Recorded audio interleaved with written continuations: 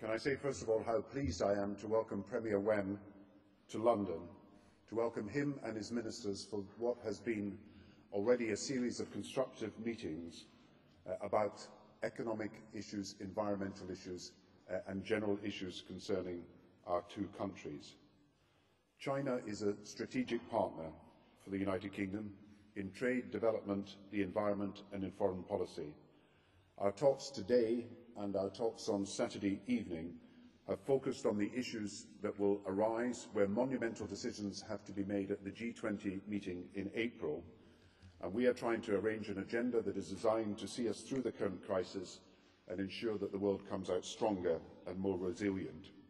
And today in our talks we focused on rebuilding global financial stability, securing a high growth but also low carbon recovery, maintaining openness and trade, reforming our international institutions, and acting to protect the poorest and those least able to protect themselves.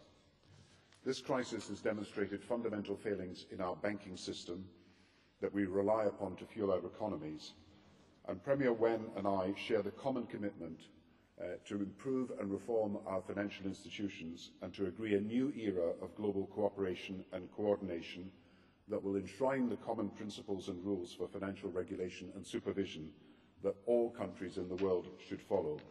That should include an early warning system for the world economy, and we believe that the Financial Stability Forum should now include China in its membership. Premier Wen and I agreed that the biggest danger that the world faces is the retreat into protectionism, which is the road to ruin.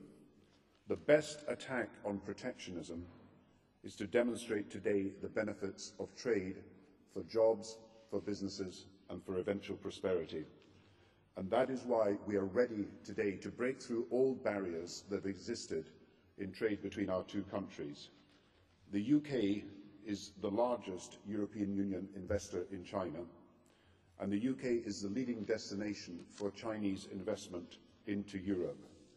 But we have already agreed today to push forward with urgency better trade relationships, and Britain's exports to China will grow with an ambition to double these exports in the next 18 months. A Chinese mission will visit the United Kingdom very, very soon. Lord Mandelson and Ed Miliband will visit China in April. Chinese ministries will produce a list of infrastructure and procurement opportunities that would benefit from the Chinese fiscal stimulus package. We will identify UK companies with capacity to take up these opportunities.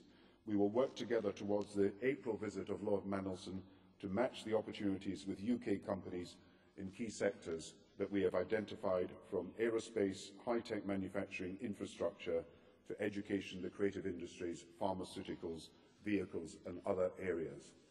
By taking this action now, we believe that we could expand trade between our two countries immediately, and that the benefit will flow to British workers in terms of jobs and British companies in contracts. This morning, Premier Wen and I witnessed a number of bilateral trade agreements.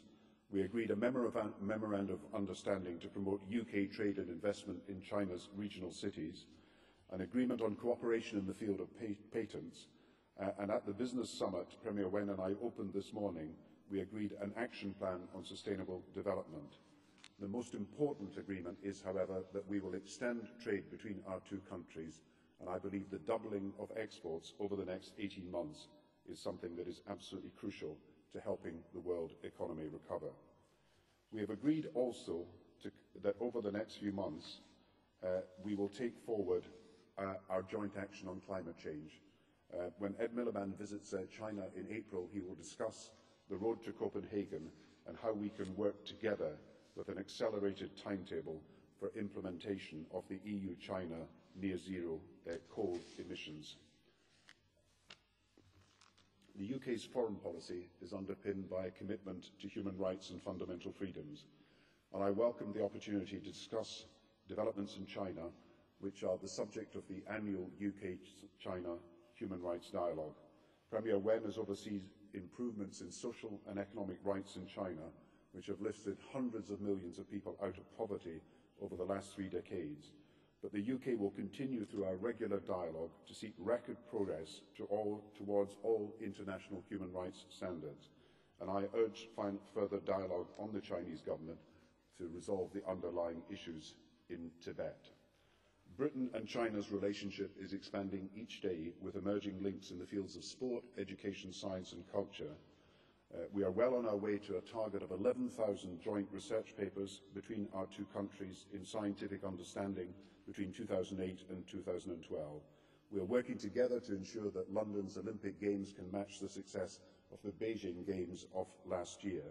And following the success of the first Emperor exhibition at the British Museum, a major exhibition of Turner's work will be held in Beijing in 2009. UK cultural cooperation with China will be further enhanced by the Memorandum of Understanding signed today on cultural exchanges between our two countries. As I've said, the most important priority are the jobs and the livelihoods, the homes and the businesses of thousands of people in our country and in every country around the world. Our decision today to extend the trading agreements between our two countries will help create jobs, but more important than that is a signal to the whole of the world that we will work together, cooperating jointly, so that we can come through the world downturn and make our global economy a more successful and prosperous economy for all in the future. Premier Wen, thank you for visiting Britain. Dear friends from the press,